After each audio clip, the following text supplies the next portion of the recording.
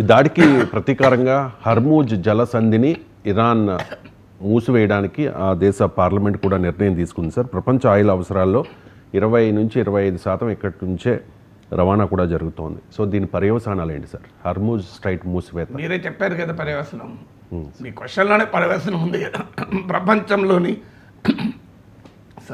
ప్రపంచంలోని 20 నుంచి 25% ఆయిల్ దీని గుండా ప్రయాణిస్తున్నప్పుడు అదే పర్యవసనం, ఇంకా వేరే పర్యవసనం ఏముంటుంది?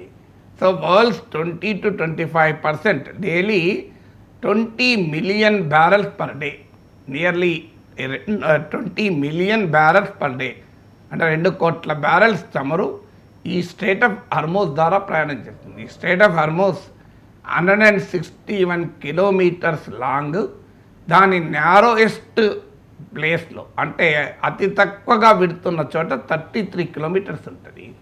ఇది ఒకవైపు అమాన్, మరోవైపు ఇరాన్ ఉంటుంది. అంటే ఇరాన్ ఒమన్ల టెరిటోరియల్ వాటర్స్ మధ్య ఈ స్ట్రైట్ ఆఫ్ హర్మూజ్ ఉంటుంది. అంటే this is called one of the world's choking points అంటారు. చోకింగ్ పాయింట్స్ అంటే ఏంటంటే సీ బాండ్ ట్రేడ్, ప్రపంచ వాణిజ్యంలో గణనీయమైన భాగం, అత్యధిక భాగము సముద్ర జల మార్గం ద్వారానే ప్రయాణం చేస్తుంది.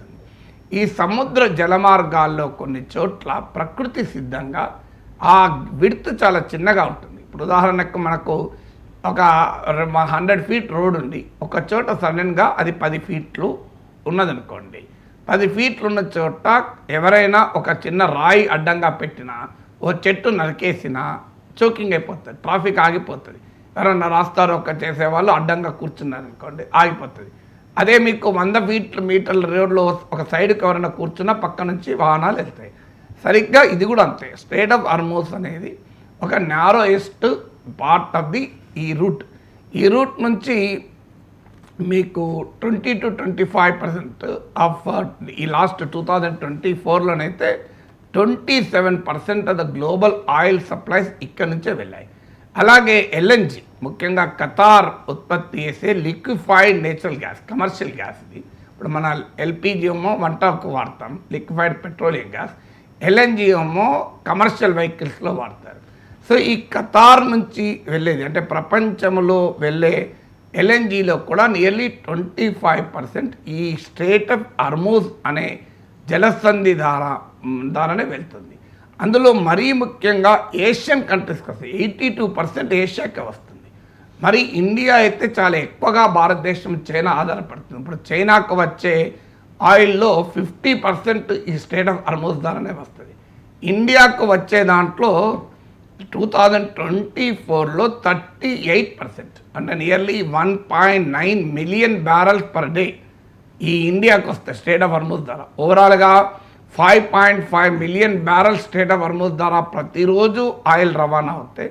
అందులో 1.9 to 2 మిలియన్ బ్యారెల్స్ ఇండియాకు వస్తుంది. అంటే ఇండియా ఇంపోర్ట్ చేసుకునే దాంట్లో నియర్లీ స్ట్రైట్ ఆఫ్ హర్మూజ్ 38% వరకు ఆధారపడుతుంది. మనము ఇండియా 5.5 మిలియన్ బ్యారెల్స్ ఇంపోర్ట్ చేసుకుంటుంది. టోటల్గా స్ట్రైట్ ఆఫ్ హర్మూజ్ ద్వారా వెళ్ళేది 20 మిలియన్ బ్యారెల్స్. అందులో 5.5 మిలియన్ బ్యారెల్స్ ఇండియా ఇంపోర్ట్ చేసుకుంటుంది. సో ఇండియా ఇంపోర్ట్ మళ్ళీ చెప్తాను, స్ట్రైట్ ఆఫ్ హర్మూజ్ ద్వారా 20 మిలియన్ బ్యారెల్స్ వెళ్తుంది. India total import 5.5 million barrels. అందులో స్ట్రైట్ ఆఫ్ హర్మూజ్ ద్వారా 1.92 మిలియన్ బ్యారెల్స్ వస్తుంది. అంటే భారతదేశం తన చమురు దిగుమతుల్లో 38% ఈ స్ట్రైట్ ఆఫ్ హర్మూజ్ పైన ఆధారపడుతుంది. తన గ్యాస్ సప్లైస్లో 52%, 52% స్ట్రైట్ ఆఫ్ హర్మూజ్ పైన ఆధారపడుతుంది. అంటే స్ట్రైట్ ఆఫ్ హర్మూజ్ ఎంత కీలకమో దీన్ని బట్టి మనకు అర్థమవుతుంది. అంటే ఇండియాస్ టోటల్ ఆయిల్ ఇంపోర్ట్స్లో 38%, ఇండియాస్ టోటల్ గ్యాస్ ఇంపోర్ట్స్లో 52% స్ట్రైట్ ఆఫ్ హర్మూజ్ ద్వారా వస్తుంది. చైనా ఇంపోర్ట్ చేసుకునే దాంట్లో కూడా 50% ఇక్కడ నుంచే వస్తుంది. అందువల్ల ఇది వాస్తవంగా అమెరికాకు, ప్రపంచంలో ఇతర దేశాల కన్నా కూడా చైనా ఇండియా పైన ఎక్కువ ప్రభావం చూపుతుంది. అందుకే స్ట్రైట్ ఆఫ్ హర్మూజ్ ఇరాన్ నిజంగానే మూసివేస్తుందా? ఎందుకంటే మూసివేస్తే ఇరాన్కు క్లోజెస్ట్ అలా అయిన చైనాపై కూడా ప్రభావం పడుతుంది. ఇండియా కన్నా కూడా China is the closest ally. Iran ఉత్పత్తి చేసే ఆయిల్లో 90% చైనానే కొంటుంది. అలాంటప్పుడు మరి చైనాకి ఆయిల్ రాకుండా చేసే పని ఇరాన్ చేయగలుగుతుందా? అందువల్ల స్ట్రెయిట్ ఆఫ్ హార్మోజ్ బ్లాక్ చేస్తా అంటుంది, కానీ అది ఎంతవరకు ప్రాక్టికల్గా సాధ్యం, మరి చైనా ఊరుకుంటుందా అని. ఎందుకంటే చైనా ఇది బిగ్గెస్ట్ లాస్ కూడా చైనాకు ఉంటుంది. ఇక మీకు అమెరికన్ అలైస్ అయిన Saudi Arabia, United Arab Emirates వాళ్ళు కూడా కొంత ఎఫెక్ట్ అవుతారు. ఎందుకంటే ఈ స్ట్రెయిట్ ఆఫ్ హార్మోజ్ ద్వారా Saudi Arabia, Bahrain, United Arab Emirates, Kuwait, so ఇలా Iran, Iraq, Qatar energy supply strait of Hormuz ద్వారా వెళ్తాయి.